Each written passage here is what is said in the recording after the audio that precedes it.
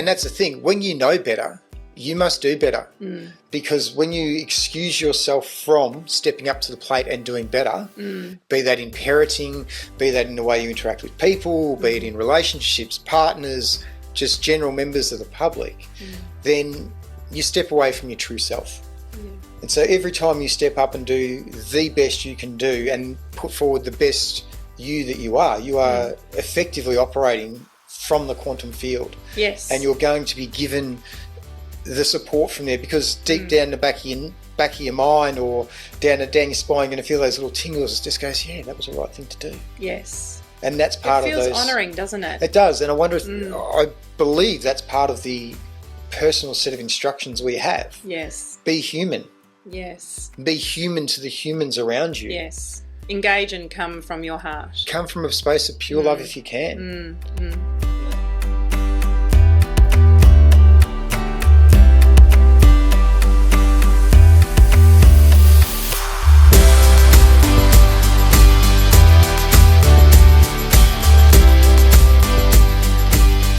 Rock and roll, baby.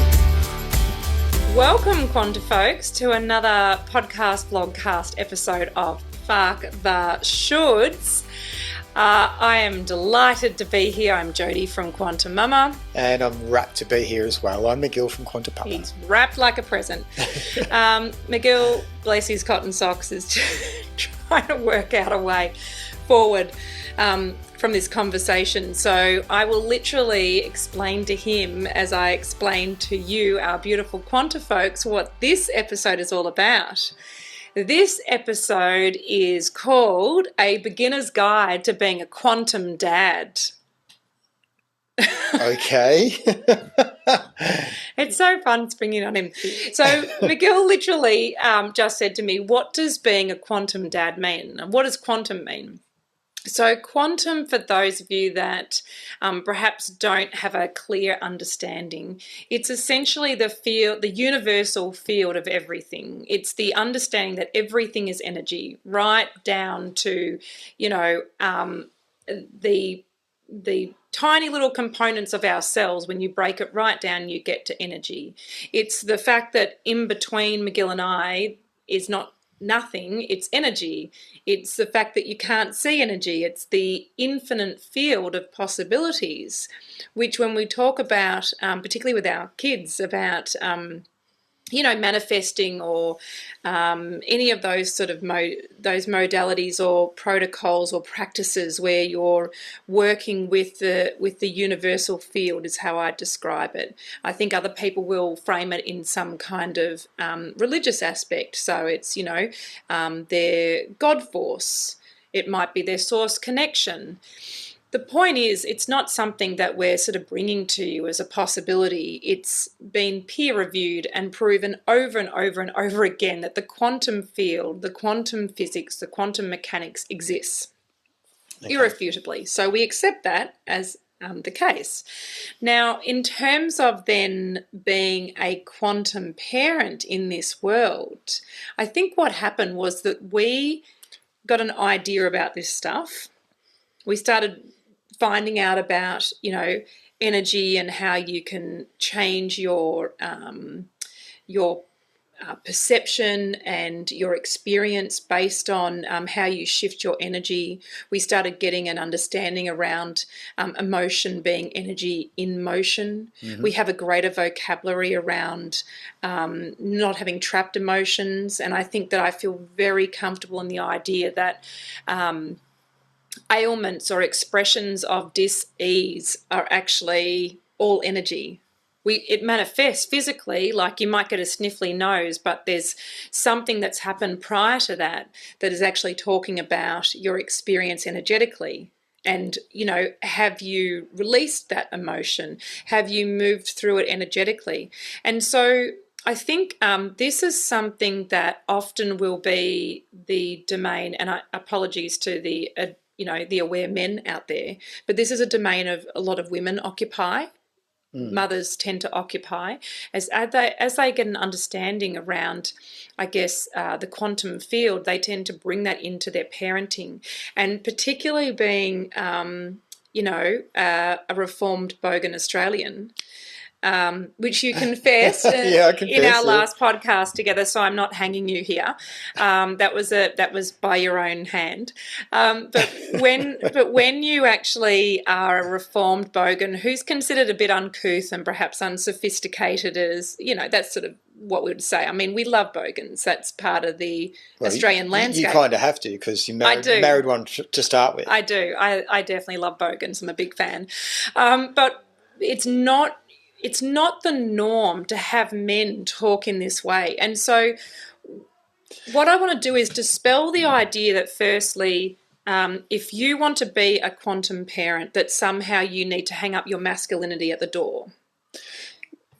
Yep. I want to talk about real examples of how you particularly, I mean, we can talk about quantum parenting, but how you particularly show up as a quantum dad. So what I'd say, and listening to that beautiful explanation that Jodi's dropped on me. You're welcome.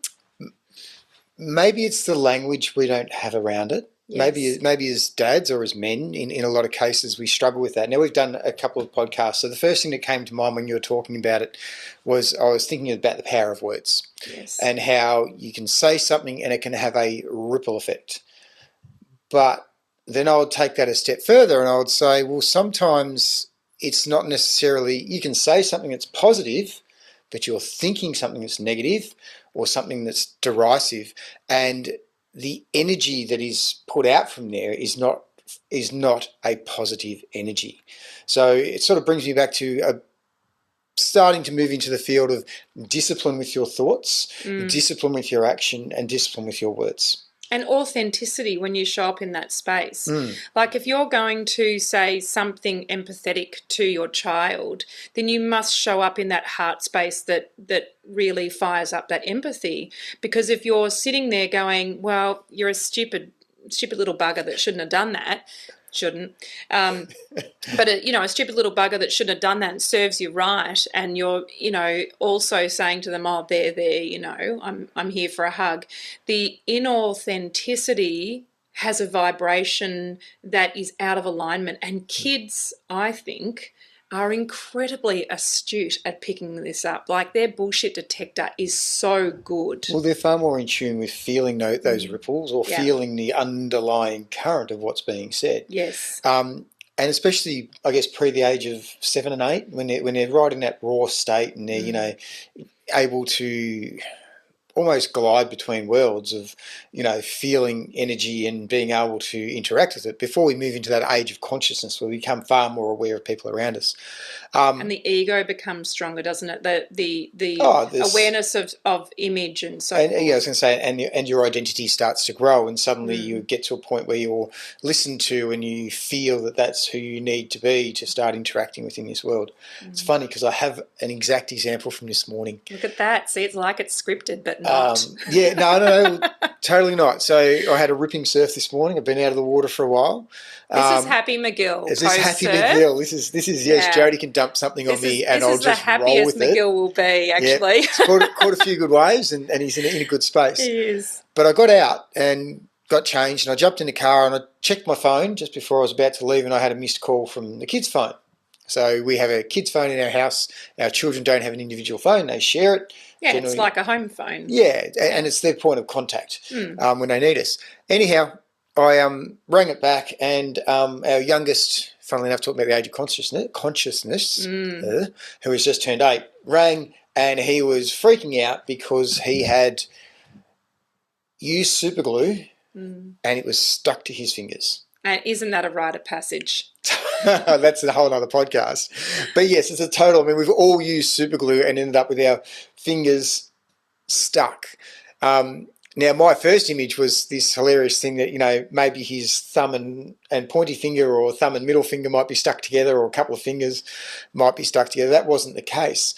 But when he first said that, my first response, and this is part of where I've evolved, changed, become a bit more thoughtful in what I say. And I said to him, "Are you okay?" He said, "Yes, I just want you to come home right now." And it was really important to him. And I said, "Well, I'm 20 minutes away. I'm pulling out of the car park. I'll be there as soon as I can. Can I do anything for you? And he basically spoke a little bit, and then I said, okay, so can you tell me what happened? And it wasn't until probably maybe 30 seconds into that conversation, it went through my head was, why is this kid using super glue unsupervised at home? Yeah. And that still flashed into my mind, which I know probably 2 or 3 years ago would have been my immediate reaction of on the phone going, why were you using super glue? Yeah, your first thing wouldn't have been his welfare. It wouldn't have been A, his welfare, B, getting a bit of information as to why. And when I thought about it, I knew why. He needed to fix some stuff and no one was home. And then I thought, you know what? If I was at home and I wanted to fix something, I'd just have a crack and I'd do it. And so I was really surprised when I had that beautiful 20-minute drive home, and I didn't have the radio on, and drove home, a little bit of worry about him, just, hopefully he's not stuck to anything, or stuck his fingers to his face or something like that. And got home and came inside and just said to him, and he met me at the door, I should say, because I didn't make it inside. He met me with I've been waiting for you, and had all his fingers all sticking out, and basically just said, I've got super glue on my fingers and I want to get it off, and it was freaking him out. And then we went from there. So I want to take you back to the initial thing that you said in response to QK4 calling you in his distress, we'll say. What prompted you to say, are you okay? It was just in his voice. He wasn't as calm as what he normally is. This is a kid that when he gets on the phone normally says about 3 or 4 words and gets his response that he does or doesn't want to hear, and then happily walks away and doesn't hang up the phone. Yeah. But this time he wanted that interaction. And as soon as and I would say I felt that more than I heard it from him, because he was, I guess from an external point of view, he wanted my attention. How did you feel it? Oh, you pick up on the tone in his voice. Did it register in your body? Yeah, I'd say it would, because it got my protector mode going. That all of a sudden there was, this is more than just your phone call complaining about your brother or your sister that are doing something. Which is the usual. Which is what we normally get on the phone from the kids. And it was just that whole thing going, there's more to this. He needs me. And he's not a kid that would generally come out and say, I need you. He will generally come out pretty fiery because he's pretty independent and he's doing his own thing, and he just wants to be let to do it, or wants the stuff so that he can do it and somebody else has got it. Whereas in this case, there was a genuine need in the way that of what was going on. So I'd say it felt instinct kicked in that I needed to be home. And so the instinct, I mean, it's interesting because how you language it is different to how I language it. And I think that's what you're saying, is that, men can language it quite differently. But I think about sort of the impetus that McGill has to meet his needs, and how it registers in the body, and what we do talk about. But I think what you're not necessarily teasing out of that in such a kind of forensic way is that we used to just kind of go, look, you'd be right, I'll be home soon, and we get off the phone. But what you do now, and I see this patients happen all the time, is that you sit with them on the phone knowing that, in fact, even though you're not there, you're remote and you're on your way, you can be present for him. And being present for him allows him to move through the wave of emotion to do with what's happened for him, which could be anything. I mean, he comes out of the gates defensive because his personal motto, I believe, is, the best defense is a good offense, so he's out of the gates like a bull. I wonder where he would get that from. Yeah, I know. Look in the mirror often. Hey, takes one to know one, right? So, but I think that what happens, and this is why I feel really comfortable languaging this, is that in those moments, what we're doing is actually meeting his needs so that those emotions can move through and they don't become trapped. And I think that as we understand that more and more with, some of the things we learn about, like I think about the principles in, say, Rayard with Denny Johnson's work. It's extraordinary, and it talks a lot about how being able to move through the emotions, move through the triggers, and allow those experiences to wash through us, but you actually see your way through it. You don't short circuit it. Well, and you mentioned Denny, but you invite it in. Yeah. And you basically ask yourself why. Yes. Why is this yes. triggering me? And you don't deny it. Because society's all about denying. And I think that what I see with you is being that quantum dad is that you show up and you sit in that space of, is helping your kids move through the whole thing, but not solving it for them.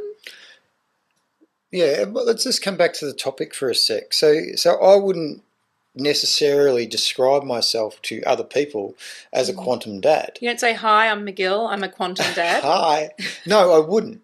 But if people were asking me about parenting and talking to me about children and interaction, not just kids, but with people, yes, I would always be the first one to say, well, I always try to come from a passive, not judgmental, engaged, listening point of view. And I guess this is where, and this is where I don't necessarily have the language around it that you do. And I just wonder how many people out there don't have a language or a framework to say, oh, I'm a quantum dad or I'm a quantum person.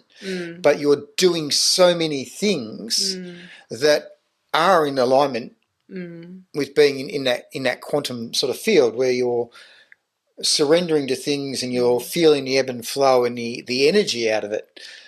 I just wonder if that resonates for people out there. I mean, as soon as we start throwing these big things around, because I was initially a bit nervous on what are we talking about, because I don't see myself as that. Having a bit of an idea of what the quantum field is, I don't see myself as operating from that. But when you break it down the way you did, I would come at it from a different point of view and go, well, I do these sorts of things and I aim to do that and I try and do this one.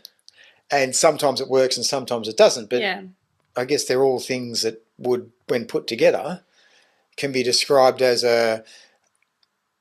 someone from the quantum, working within the quantum field, or it could be described as a sensitive, in tune, attentive person. But it's also, I think, that recognition that we don't know better than our children. Like that's something that has become standard in our language, hasn't it? That our kids chose us, so luckily they're to blame, not us. And they come in, like I think we feel very comfortable with the idea that the kids have their own set of personal instructions that are playing out.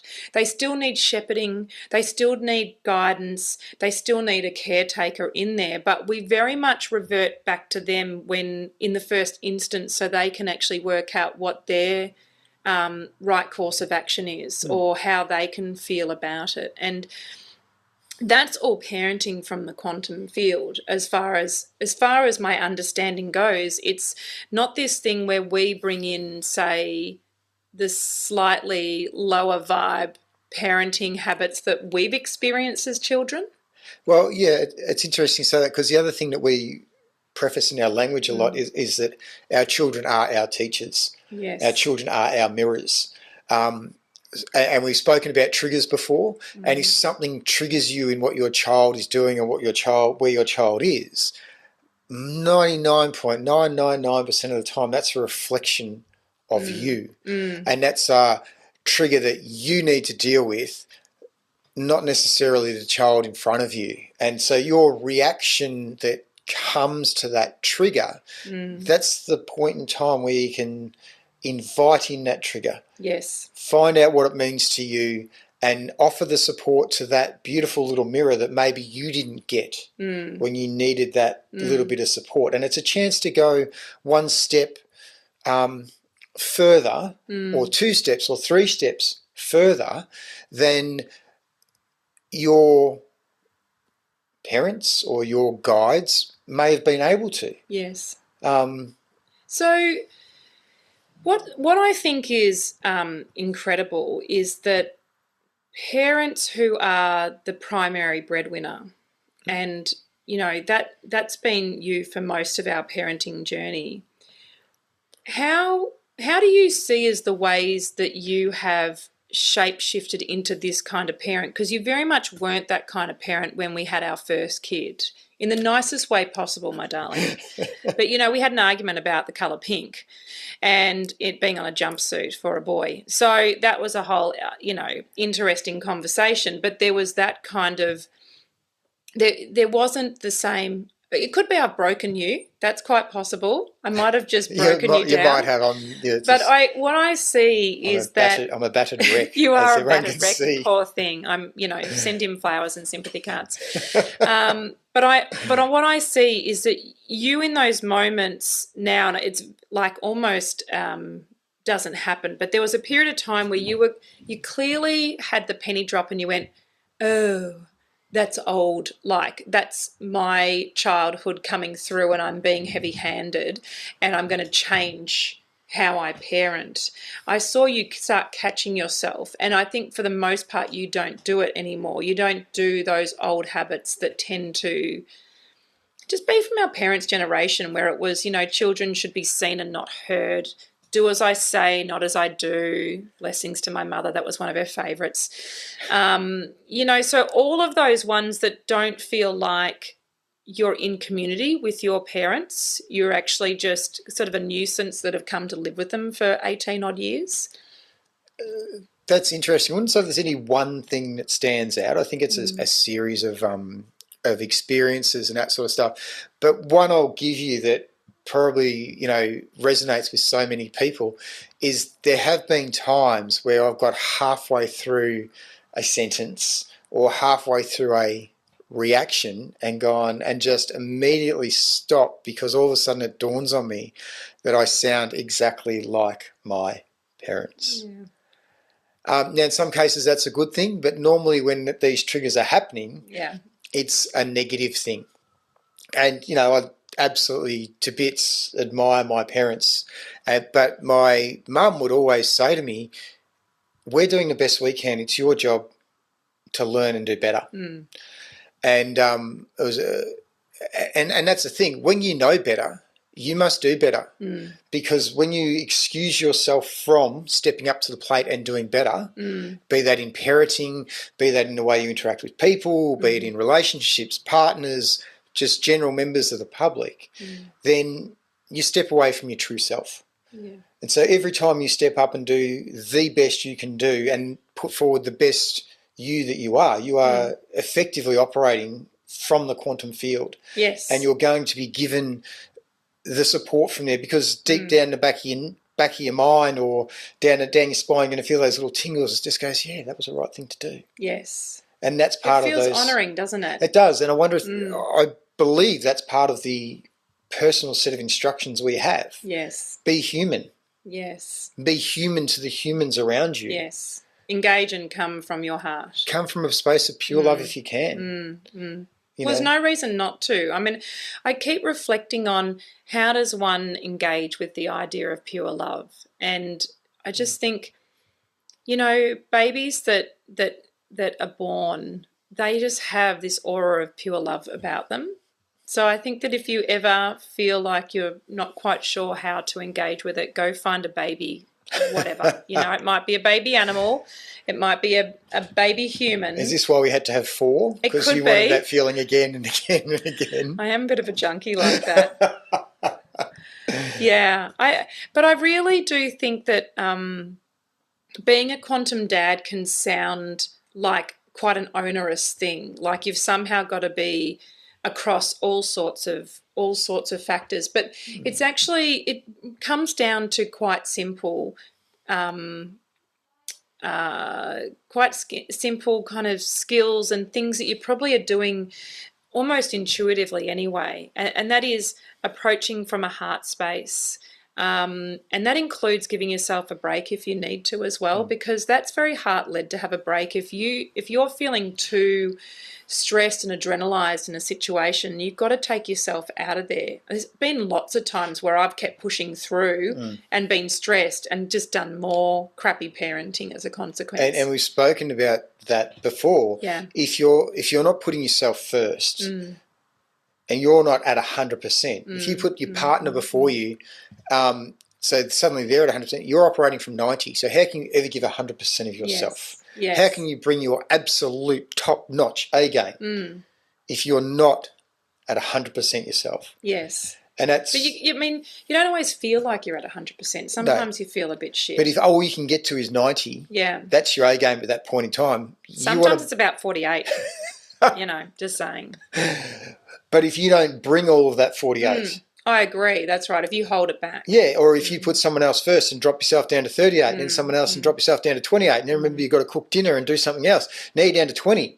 So when this moment hits where you need to bring the best part of yourself to an issue that your child or a friend or a family member has, you have got nothing. Yes, that's right. You don't have capacity at that point in time, or you don't have clarity to be able to give straight from your heart because your heart is so depleted. We're down at 20%. Yes. Or you've been living out of the mind that's just, really occupied with probably things that you wouldn't even think of on your deathbed. I mean, you guys know I'm a big fan of doing the deathbed goggles because I think it just brings you back into a place of appreciation about what's important in that now moment, and it gives you a spaciousness to say, actually, we're not going to worry about that.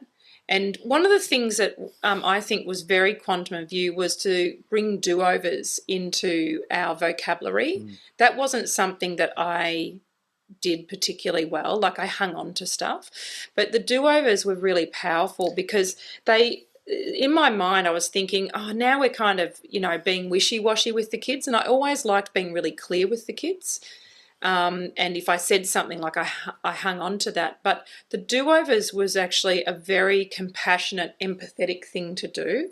And that was really beautiful because it meant there was an opportunity for everyone to move through, those yucky feelings and emotions so it didn't get trapped. Yeah, and the do-over, which is the classic way of describing it, doesn't just apply to the children. Yeah. You can always, it applies to you as well. And I think one of the powerful changes I had was when I would lose my shit, for want of a better description, or I'd be incapable at that point in time to do anything beyond grumble and be back in that really negative space.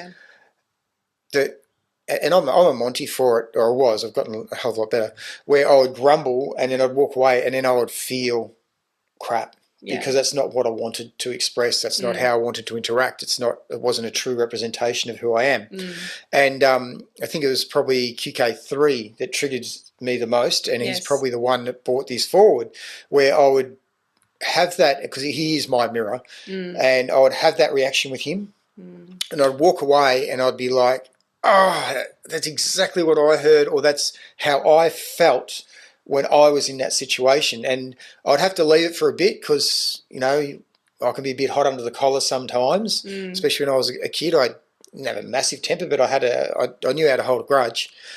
And funnily enough, so does QK3. Yes. But when I started reaching out to him, and the language I used was, mate, can I have a do-over? Because that was really unfair of me, and I would just like to talk to you when you're ready. Yeah. And even that that respect of, I'm ready to talk to you, but in fact they weren't always ready to talk. So I think that was even very respectful, just acknowledging where they were at, which might be they're not in a place to hear you, and you would wait for that. You would. And what was interesting was often it would, as soon as the apology was out, it's like an acknowledgement that I've done something wrong, and I'd like to have an opportunity to correct that. Yeah.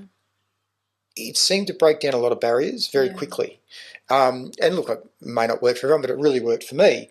And that breaking down those barriers and then coming in and saying, well, look, this is if I could do that again, first of all, you know, this is what I would like to say to you. This is how I want to support you. Yeah. And it allows a rewriting of that experience for me, but also for my child or the person I'm interacting with, so that as they go forward, they don't need to carry the wounds that I'm carrying. Yeah. And I don't need to carry them either. Yeah. And each time you let one of those little crystals go that have been hanging around in your field because you've been hanging on to stuff or stuff just happens that you just never ever move, then you just free up another little 0.5% of yourself. Yeah. And everyone benefits. Especially yourself. Because these moments are over in a blink of an eye, and we give them a lot of weight. But that said, they still need our attention because, you know, I think the trauma that lots of kids experience at the hands of well-meaning but essentially program parents who, you know, just understand instinctually that the way you parent is how you were parented, which is to coerce, force, bribe, and all these low vibrational ways to get kids to do what they want. You know, very rarely do we sit in a space of what is this like for this child? Do they have learned or trapped sort of feelings or traumas about what we've done in the past when we've forced them, you know, to do what we want on our timeline? And also, when you're starting to examine these things, you need to look at it and go, I am responsible for this. Yeah. I am responsible for pushing this forward. If you're a parent and you've got young kids, put them out of your mind for a moment and think about their kids. What do you want your grandkids to be? Yeah. We have all these beautiful aspirational things for our own children and that sort of stuff, but there's another generation that may very well follow this. Yes. What do you want? What sort of upbringing do you want for your grandchildren? What sort of parent do you want your grandchildren to have? Because right now you are programming that parent. You are making that parent. And the more you can be from that pure love space and acceptance and guidance and interact and treat them as at equal and work through your own shit and move that on, then the less rubbish they're going to take forward. They'll find plenty of their own. Yeah. But the difference is the strategies that you demonstrated will allow them to move past these things much more quickly. And that beautiful grandchild that's waiting down the path is just they're going to be this amazing being. You're going to love that child no matter what. Yes. But everyone else is going to love that child because they're just sitting in such a pure space. And they're going to look at the parent of that child and go, oh, man, you're an awesome dad. Yeah. And that child's going to look at them and go, yeah, you know what, I'm doing all right, but thank goodness my parents did the right thing by me. They self-examined, they took self-responsibility and they made changes. Well, and they saw me as an individual with my own set of instructions, my own wisdom. And I think that that's part of being a quantum parent. When you can recognise that your children have their own innate wisdom, it's powerful because then you shut up and you hop out of their way and you let them experience. And sometimes they mess up. Sometimes they have experiences that allow them to, you know, work out what's right for them and what's not. But they need to have those experiences. Very few people will learn based on someone saying, that's not going to work, just so you know. Yeah. I mean, the first thing I would do is go and do it just to see if it did work or didn't work, usually because I'm trying to prove them wrong. Well, the funny thing about that is from my story from this morning about the super glue, I came home and then helped with the super gluing and then walked out and happily, you know, held my fingers together and said, this is what I thought I was going to come home to, and I'd actually glued my fingers together. I hadn't let it set, and showed the little fella, and he just went, oh, I wouldn't do that, Dad, while I was trying to then peel my fingers apart. Oh, he is wiser. By far, but at least he's got to see the other side of it. Yeah. Dad's a dill. No, Dad's beautiful. Dad saw him. I love this conversation. I didn't know I had anything to say in this conversation, but No. Clearly I did. You want to wrap up? I don't really know how. I'm sure I do. Thank you for joining us. I hope this resonates with you and allows you the opportunity to see just how far or how often you move within the quantum field, and maybe it'll give you some strategies to help you operate from that space, because it's for your own benefit as well as those around you.